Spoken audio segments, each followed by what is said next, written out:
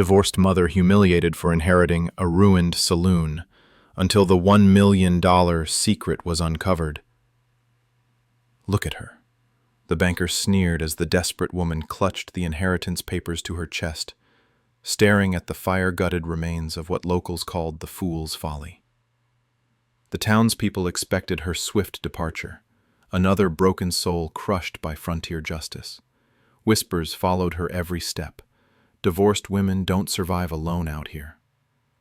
But when the silent mountain man emerged from the saloon's charred doorway, something shifted. He'd worked for her uncle, knew things others didn't, carried secrets that could change everything. The woman had inherited more than rotting wood and shattered dreams. Hidden beneath the ashes lay a truth that would either destroy them both or transform a community's understanding of justice itself. Would she have the courage to uncover what her uncle died protecting? Before we continue, comment where you are tuning in from. Perhaps we will publish a story there. The stagecoach wheels ground to a halt in a cloud of dust. Evelyn Westfield stepped onto the wooden platform, her worn boots meeting the unforgiving ground of Cedar Ridge. The inheritance letter crumpled in her sweaty palm as curious eyes tracked her every movement. Two women in faded bonnets whispered behind gloved hands, their voices carried on the desert wind. The divorced one, finally come to claim her fool's prize. Evelyn straightened her shoulders and walked toward the center of town. The Golden Horseshoe Saloon stood like a rotting tooth in the Main Street smile. Half the roof had caved in from an old fire. Charred wooden beams jutted out at broken angles.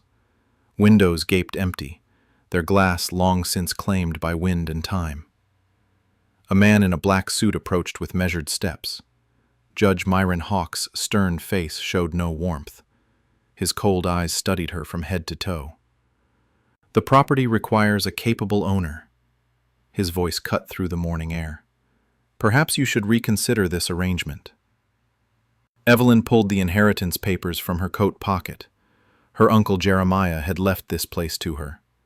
The law was the law. Judge Hawke's lips pressed into a thin line. He turned away without another word. The saloon's front door hung crooked on rusted hinges. Evelyn pushed it open with both hands. The smell of ash and decay rushed out to greet her. Inside, overturned tables lay scattered like fallen soldiers. A thick layer of dust covered everything. She counted the money in her small purse, $17.30. Enough for maybe 2 weeks of food and lodging. The repairs would cost hundreds. Heavy footsteps echoed behind her. A large man with expensive boots and a gold watch chain filled the doorway. His smile didn't reach his calculating eyes. Tobias Cord owned half the businesses in town. His voice boomed with false friendliness. Terrible shame about old Jeremiah. He stepped inside and surveyed the damage with practiced efficiency. I could take this burden off your hands. $50 cash. Today. Evelyn shook her head. The offer was insulting. The land alone was worth 10 times that amount. Cord's smile faded slightly. A woman alone faces many challenges out here. Think carefully about my generous offer. The threat hung in the air between them. Evelyn said nothing until he left. At the town's only hotel, the desk clerk barely looked up from his ledger. The cheapest room was $2 a night. His tone made clear she wasn't welcome for long stays. News of her arrival spread faster than wildfire. By evening, every person in Cedar Ridge knew about the divorced woman and her worthless inheritance. The next morning brought fresh humiliation. The bank manager refused her loan request before she finished explaining. No collateral meant no money. Her divorce made her a poor risk. Hardware store owners claimed they had no supplies to spare. Workers found excuses to avoid employment with her. Even the preacher's wife crossed the street to avoid conversation. Evelyn returned to the saloon each day anyway. She swept debris with a broken broom handle. She stacked usable lumber in neat piles. The work gave her purpose when everything else felt hopeless. On the third day, a shadow fell across the doorway. A tall man with weathered skin and penetrating eyes stood silently watching her work. His clothes marked him as someone who lived outside town boundaries. He picked up a fallen beam without speaking. Together, they cleared the main room in half the time it would have taken her alone. Griffin Barlow had worked for Uncle Jeremiah before the fire. His few words revealed deep respect for the dead man. He returned each morning without being asked. The townspeople watched their partnership with growing suspicion. Whispers followed Evelyn wherever she went. Proper women didn't associate with mountain men. Her reputation sank lower each day. A letter arrived from back east. Her ex-husband's lawyer wrote in formal language about custody arrangements. If she could prove financial stability within 6 months, she might see her son again. The boy she'd been forced to leave behind when the divorce was finalized. Hope flickered in her chest like a candle flame in wind. Tobias Cord visited again with a revised offer. $75 for the property. His patience was wearing thin. Other buyers might not be so understanding of her situation. Judge Hawk appeared more frequently on her street. His disapproving stare followed her movements.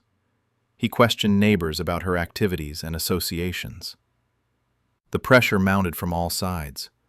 Her money dwindled to less than $5. Food became a luxury she could barely afford.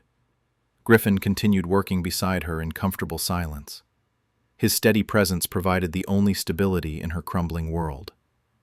Sometimes, entrance with an odd expression. Late one evening, as storm clouds gathered overhead, Griffin finally spoke more than a few sentences. Your uncle was a good man. This place meant everything to him.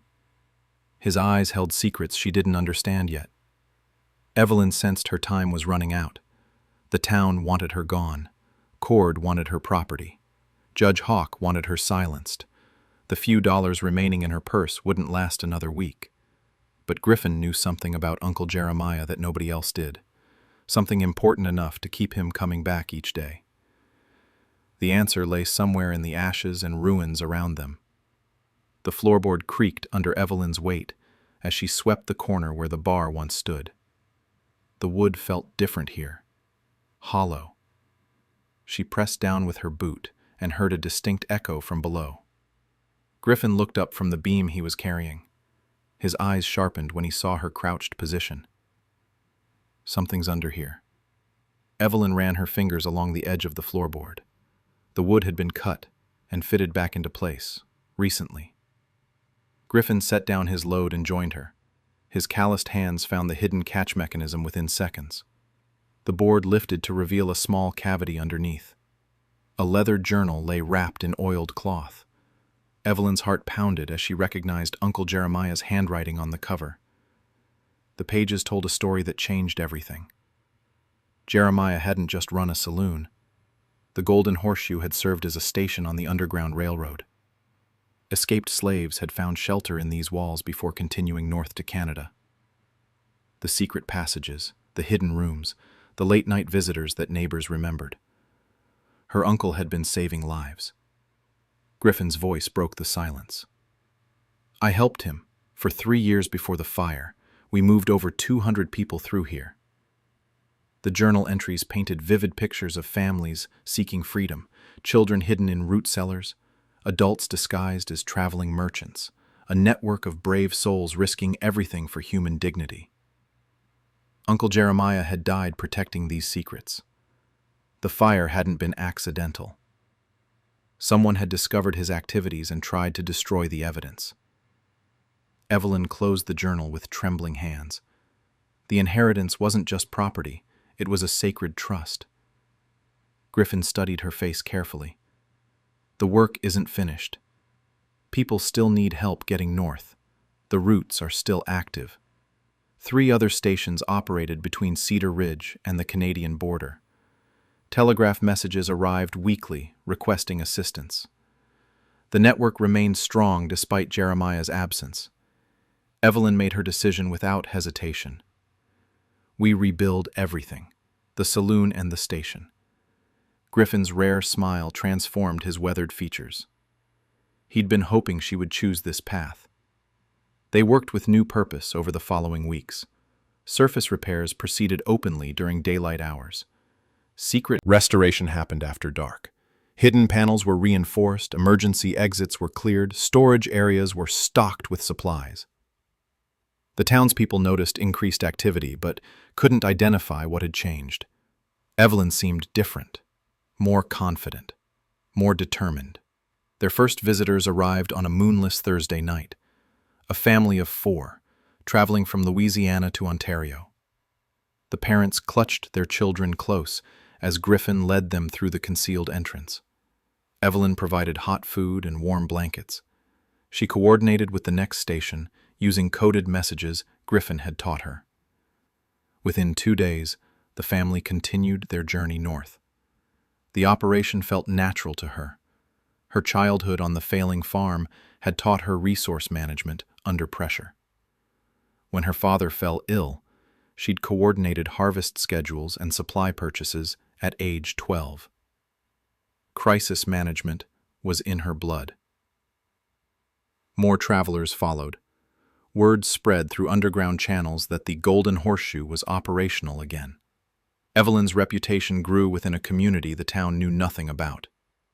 But Tobias Cord noticed the changes.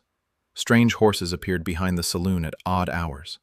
Smoke rose from the chimney when no paying customers were inside. Voices could be heard through walls that should have been empty. His visits became more frequent and aggressive. The offer price dropped to $60. His tone carried clear threats about what happened to women who didn't know their place. Judge Hawk increased his surveillance. He questioned Griffin about his activities. He demanded to inspect the property for code violations. His suspicions grew stronger each day. The financial pressure remained crushing. Underground railroad work generated no income. The legitimate saloon business hadn't opened yet. Evelyn's remaining money disappeared on food and basic supplies. A second letter arrived from her ex-husband's lawyer. The custody review would happen in 4 months. She needed documented proof of stable income and respectable living conditions. Her son's face haunted her dreams, the boy she'd kissed goodbye 2 years ago. The child who asked why Mommy couldn't come home anymore. Griffin sensed her growing desperation. He shared stories about the people they'd helped. Families reunited in Canada. Children who grew up free instead of enslaved. Lives saved by courage and compassion. The work mattered more than money, but money mattered too. Late one evening, as they prepared sleeping areas for incoming travelers, Griffin revealed more of his past. He'd served as a Union Army scout during the war. His knowledge of covert operations and communication networks made him invaluable to the Underground Railroad. The mountain man exterior hid tactical intelligence and strategic thinking. He'd chosen this life of service after witnessing slavery's horrors firsthand. Evelyn understood why Uncle Jeremiah had trusted him completely. Their partnership deepened as weeks passed. She handled logistics and supplies. He managed security and transportation.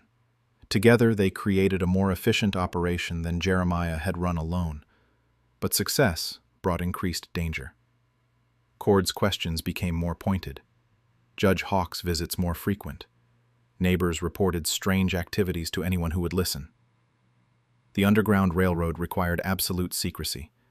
Discovery would mean prison or worse for everyone involved. Evelyn faced an impossible choice: continue the mission and risk exposure, or abandon the work and focus on regaining custody of her son. Griffin never pressured her decision, but his steady presence reminded her daily that some things mattered more than personal safety. The next group of travelers would be the largest yet, 12 people, including 6 children. They would need extended shelter while arrangements were made. Everything she'd built was about to be tested. The group of 12 would arrive within days. Griffin needed to expand the basement hiding space to accommodate the children safely. His pickaxe struck the foundation wall with steady rhythm. The metal tip hit something that rang like a bell. Griffin stopped mid-swing. The sound was wrong, hollow. He examined the wall more carefully and found a section that looked different from the rest. Evelyn held the lantern higher as Griffin pried at the loose stones. The wall gave way to reveal a hidden chamber behind the foundation. Gold coins spilled onto the dirt floor like fallen stars. Bags upon bags of gold pieces filled the secret space, more wealth than either of them had ever seen. Enough to buy half the town, enough to solve every financial problem Evelyn faced. She reached for Uncle Jeremiah's journal with shaking hands. The final pages held entries she hadn't read yet. The truth struck her like a physical blow. The gold belonged to the travelers themselves. Escaped slaves had pooled their life savings over years of dangerous work. Every coin represented months of labor and sacrifice. They'd entrusted Jeremiah to keep their money safe until they could buy land in Canada. Uncle Jeremiah hadn't been just a station master. He'd been the treasurer for an entire community's dreams. The journal listed names and amounts in careful columns. Families who had passed through years ago. People who had trusted him with everything they owned. Money saved for purchasing farms and businesses in their new homeland. Evelyn sank to her knees among the scattered coins. She wasn't rich. She was a guardian of other people's hopes. Griffin's voice cut through her shock. Jeremiah died before he could return the money. The travelers think it was lost in the fire. Footsteps echoed from the saloon above, heavy boots on creaking floorboards. Tobias Cord's voice boomed through the building. "Anyone down there?" Time we had another conversation about selling.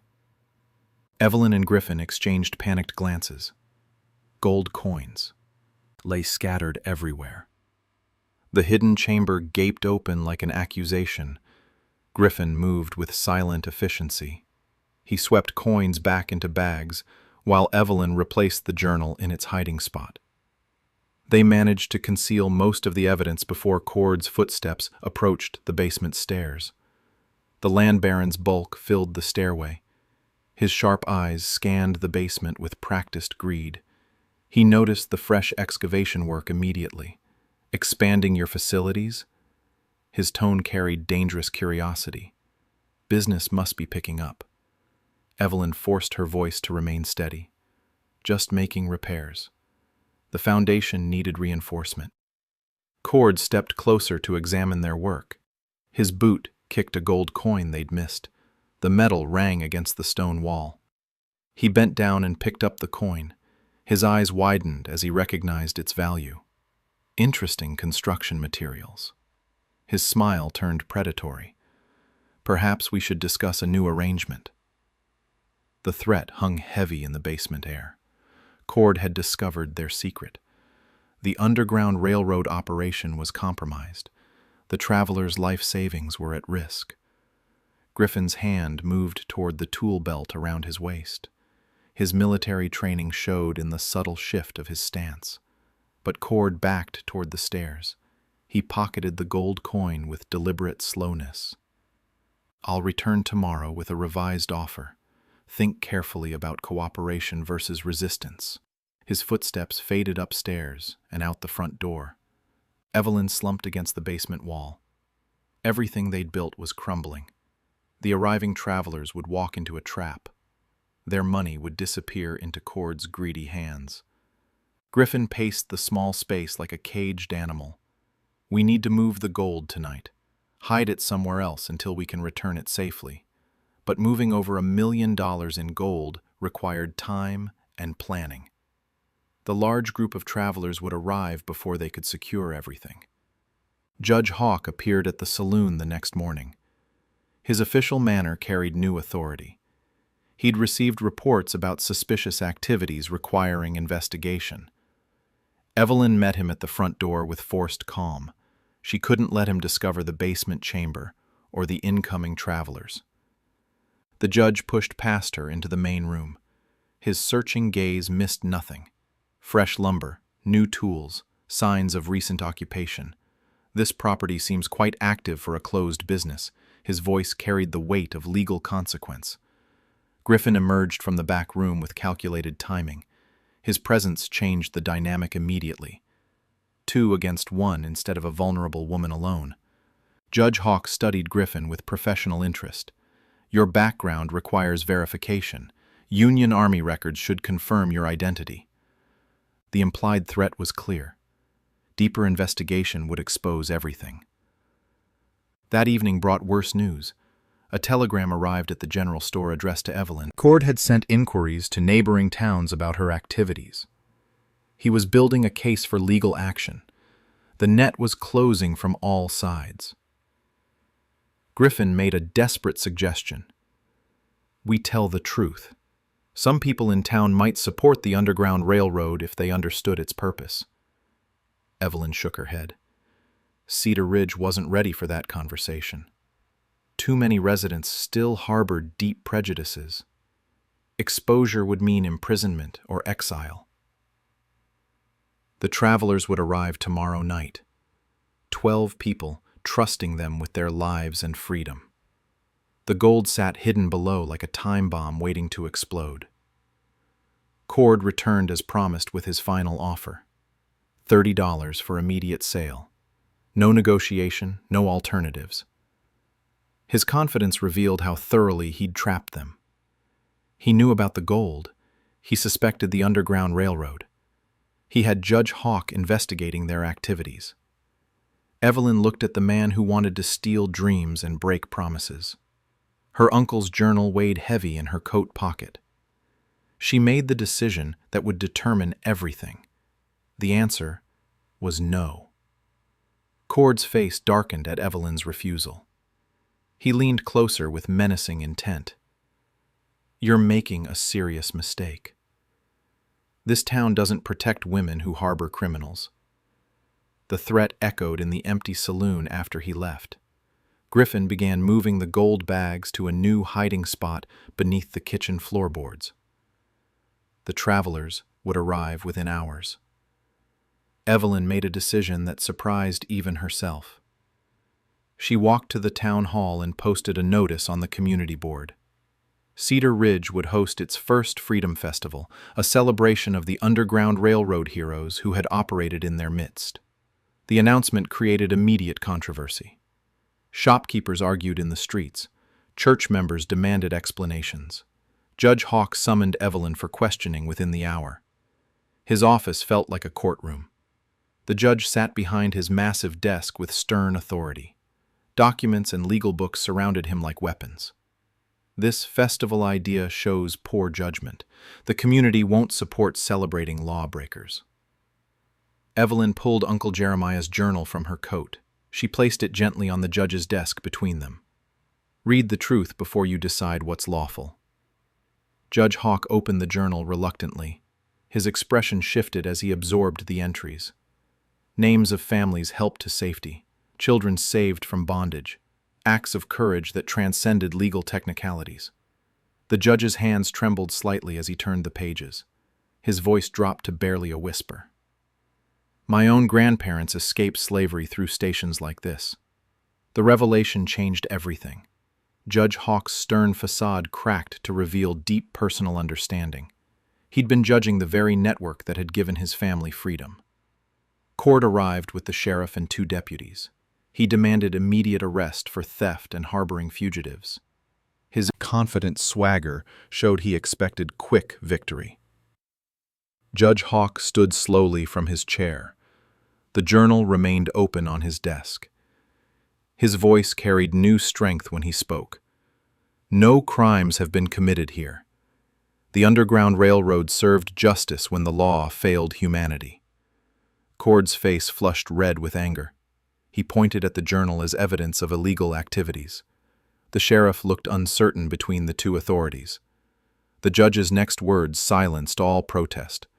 This court officially recognizes the Underground Railroad as morally justified civil disobedience. These activities will be protected under my jurisdiction. Word spread quickly through Cedar Ridge. The judge supported the Underground Railroad. The divorced woman had been helping heroes, not criminals. Public opinion began shifting like desert sand in wind. The 12 travelers arrived that night as planned. Griffin guided them through the concealed entrance, while Evelyn prepared food and bedding. The operation proceeded smoothly despite the day's drama. Among the group was an elderly man who remembered Uncle Jeremiah with tears of gratitude. He'd passed through 3 years earlier with his daughter and grandchildren. The golden horseshoe had saved their lives. Evelyn showed him the hidden gold chamber. His weathered face lit up with wonder and relief.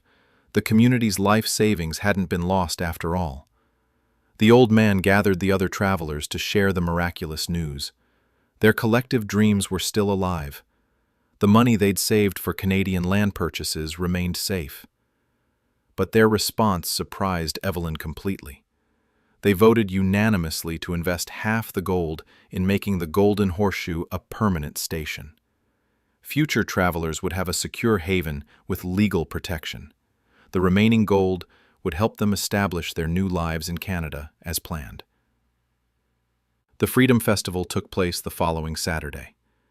Griffin had sent coded messages to underground railroad stations across 3 states. Former travelers returned to share their stories publicly for the first time. The town square filled with people hungry for truth. Families told tales of midnight journeys and brave helpers. Children who had grown up free because strangers risked everything to help them. Cord made one final attempt to disrupt the celebration. He accused Evelyn of theft and demanded her arrest in front of the gathered crowd. The elderly traveler stepped forward with quiet dignity.